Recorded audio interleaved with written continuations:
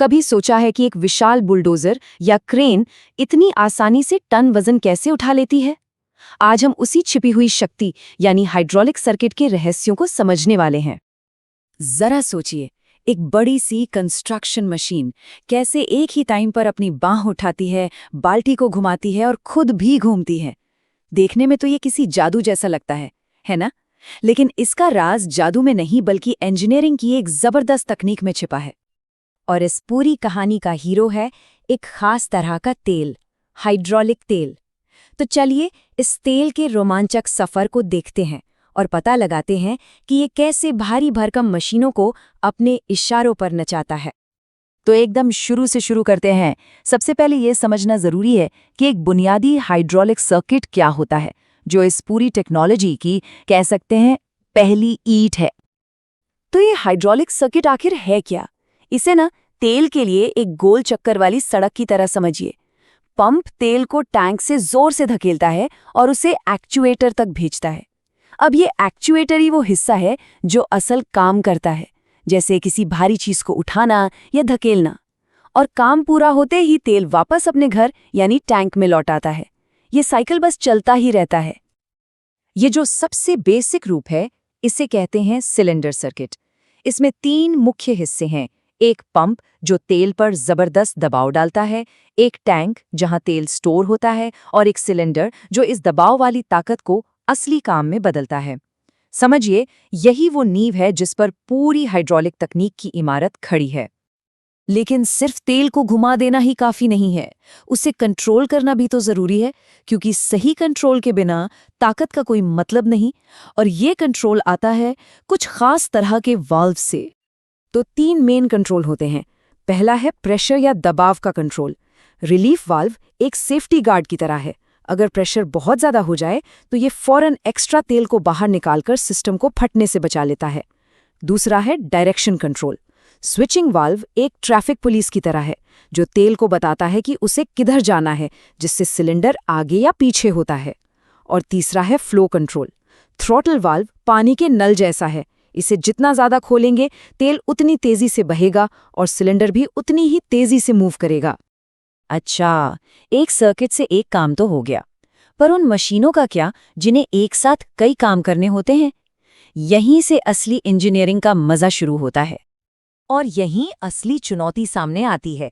जब एक एक्सकेवेटर एक ही समय पर अपना हाथ उठाता है और घूमता भी है, तो एक सिंपल सर्किट से तो काम नहीं चलेगा। तो फिर इसका हल क्या है? इस मुश्किल से निपटने के लिए इंजीनियर्स ने 3 शानदार रास्ते निकाले हैं: सीरीज, पैरेलल और टैंडम सर्किट। चलिए इन तीनों डिजाइन्स की दुनिया में चलते हैं। इन तीनों को समझने का सबसे आसान तरीका है कुछ आसान से उदाहरण। सीरीज सर्किट एक रिले रेस की तरह है, जहां एक का काम खत्म होने पर दूसरे को पावर मिलती है। पैरेलल सर्किट में तेल हमेशा सबसे आसान रास्ता चुनता है, बिल्कुल वैसे ही जैसे पानी ढलान की तरफ बहता है। और टैंडम सर्किट एक वीआईपी लेन की तरह है, जो एक काम को दूसरे पर हमेशा तरजीह देता है। रिले रेस वाले उदाहरण को ही पकड़ते हैं। सीरीज सर्किट में तेल पहले एक्चुएटर यानी पहले धावक को चलाता है, फिर उस पहले एक्चुएटर से जो तेल बाहर निकलता है वही दूसरे एक्चुएटर या दूसरे धावक को पावर देता है। इसका सीधा मतलब ये है कि दूसरा तब तक हिल भी नहीं सकता जब तक पहला चल रहा हो। ये दोनों एक दूसरे पर पूरी तरह से डिपेंडेंट हैं। अब बात करते हैं पैरेलल सर्किट की। इसका एक ही नियम है, तेल हमेशा आलसी होता है। वो सबसे कम मेहनत वाला रास्ता चुनता है। जैसा कि कहा गया है, कम भार वाला एक्चुएटर तेजी से चलता है।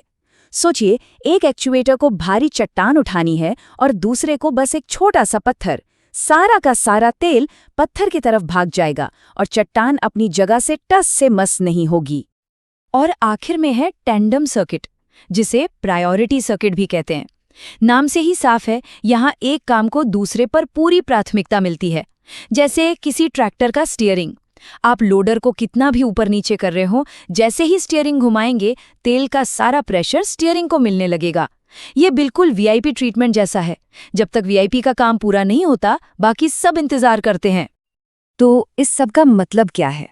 चलिए इस पूरी जानकारी के सबसे बड़े और अहम निष्कर्ष पर आते हैं।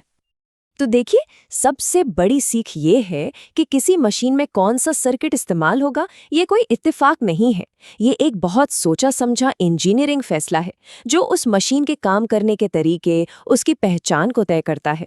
एक खुदाई करने वाली मशीन को एक साथ कई काम करने होते हैं, इसलिए उसका डिजाइन एक फॉकलिफ्ट से अलग होगा, जिसे एक बार में एक ही काम पर फोकस करना होता है। डिजाइन ही मशीन का कैरेक्टर तय करता है। तो अगली बार जब कोई बुलडोजर या क्रेन काम करती दिखे, तो सिर्फ उसकी ताकत को मत देखिए। ये सोचने की कोशिश कीजिए कि उसके अंदर तेल की यात्रा कैसे हो रही होगी। क्या वो एक रिले रेस है, या फिर एक ड्रिंक में 2 स्ट्रो वाला मामला, या फिर कोई वीआईपी लेन चल रही है? इसका जवाब उस मशीन के हर एक मूवमेंट में छिपा है। कभी सोचा है कि ये जो बड़ी बड़ी मशीनें होती हैं, जैसे एक्सकवेटर या क्रेन, ये इतनी आसानी और इतने कंट्रोल के साथ कैसे काम कर लेती हैं? आज हम इसी के पीछे के साइंस को, इसकी छिपी हुई भाषा को समझने वाले हैं। ये सवाल तो मन में आता ही है ना। एक ऑपरेटर कैबिन में बैठकर बस एक छोटे से लीवर को हल्का सा आगे पीछे करता है और बाहर एक विशाल बूम उड़ जाता है, या फिर पूरी की पूरी मशीन चलने लगती है। ये कोई जादू नहीं है, ये है प्योर इंजीनियरिंग का कमाल। जी हाँ, इसका जवाब एक सीक्रेट लैंग्वेज में है। एक ऐसी भाषा जो लाइनों और सिंबल्स से बनी है। ये भाषा ही तय करती है कि दबाव वाला तेल कहाँ जाएगा, कब जाएगा और कितनी ताकत से जाएगा। तो आज हम इसी भाषा की ABCD सीखेंगे। हम एक बहुत ही कॉम्प्लेक्स दिखने वाले डायग्राम को एक सीधी सादी कहानी में बदल देंगे। तो चलिए शुरू करते हैं।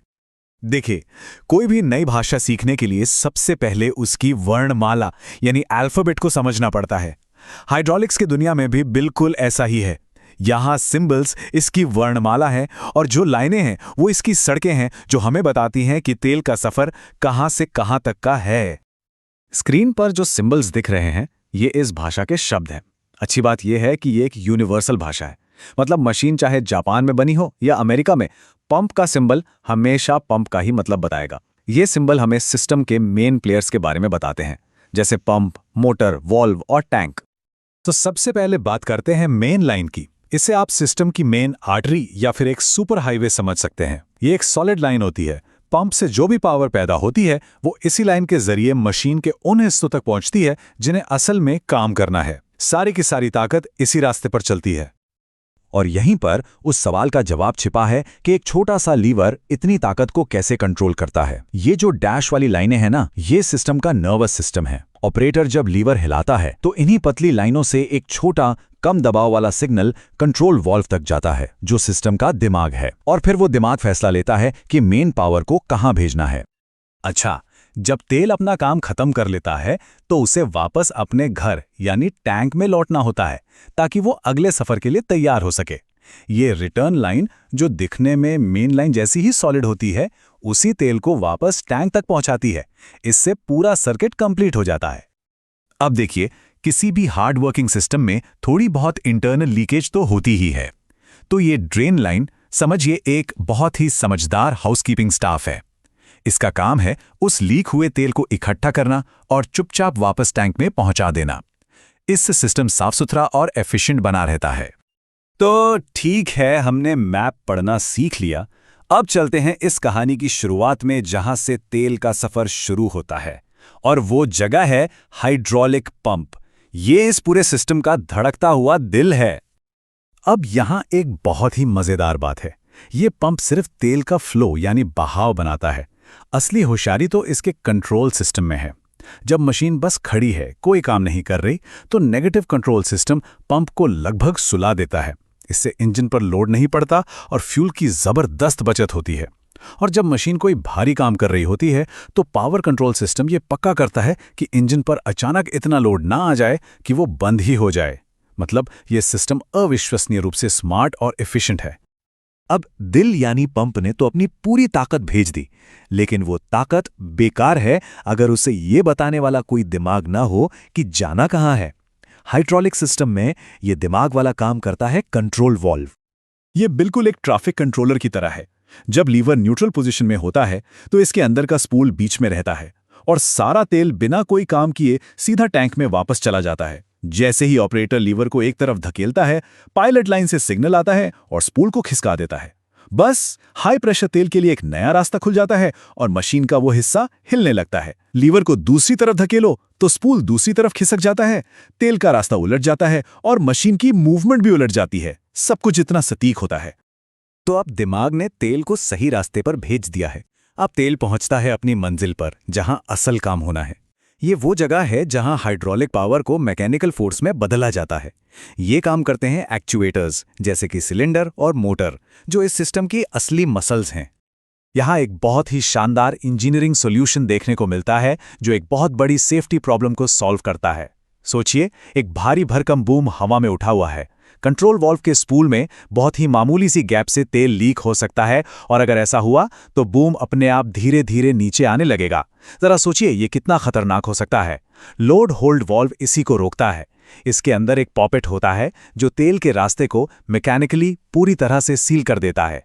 इससे टनों वजन अपनी जगह पर बिना हिले डुले टिका रहता है। ये एक बहुत ही जरूरी सेफ्टी फीचर है। अच्छा, अब जब हमने अलग अलग पुर्जों को समझ लिया है तो चलिए एक कहानी की तरह देखते हैं कि ये सब मिलकर काम कैसे करते हैं। हम एक ट्रैवल मोटर के स्टार्ट होने का सीक्वेंस देखेंगे। ये एक बहुत ही सदे हुए डांस की तरह है। सबसे पहले कंट्रोल वॉल्व से तेल आता है, लेकिन उसका वापसी का रास्ता बंद होता है। इससे दबाव पलक झपकते ही बढ़ जाता है। ये बढ़ा हुआ दबाव सबसे पहले काउंटर बैलेंस वाल्व को धकेलकर खोलता है ताकि तेल आगे बह सके, और ठीक उसी वक्त यही दबाव पार्किंग ब्रेक को भी रिलीज कर देता है। जब ये सारे काम बिल्कुल सही क्रम में हो जाते हैं तभी जाकर मोटर घूमना शुरू करती है। तो तेल ने अपना काम कर दिया है। अब बारी है उसकी घर वापसी की, यानी वापस टैंक में जाने की। लेकिन इस आखिरी पड़ाव में सिस्टम का सबसे जरूरी सेफ्टी फीचर छिपा हुआ है। जब तेल टैंक में वापस आता है तो वहां वो ठंडा होता है, फिल्टर से गुजरकर साफ होता है और अपने अगले मिशन के लिए फिर से तैयार हो जाता है। ये एक लगातार चलने वाला साइकिल है। ये एक बहुत ही जरूरी सवाल है। सोचिए, अगर कोई पाइप ब्लॉक हो जाए या मशीन पर अचानक कोई बहुत भारी लोड आ जाए तो क्या होगा? प्रेशर बहुत तेजी से खतरनाक लेवल तक बढ़ सकता है, इतना ज्यादा कि वो पाइप को फाड़ सकता है या पंप को ही तबाह कर सकता है। तो सिस्टम खुद को बचाता कैसे है? इसका जवाब है रिलीफ वाल्व। इसे सिस्टम का बॉडीगार्ड समझिए।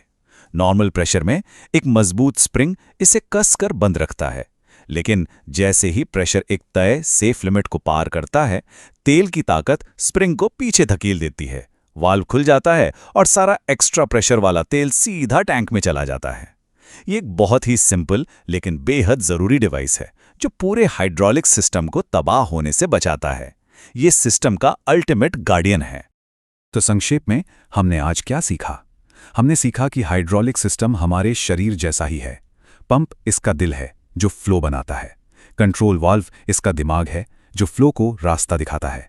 एक्चुएटर्स इसकी मांसपेशियां हैं जो फ्लो को हरकत में बदलते हैं। और रिलीफ वाल्व जैसे सेफ्टी कंपोनेंट्स इसके रक्षक हैं। ये सब मिलकर लाइनों और सिंबल्स की एक भाषा में बात करते हैं ताकि बड़े से बड़ा काम भी आसानी से हो सके।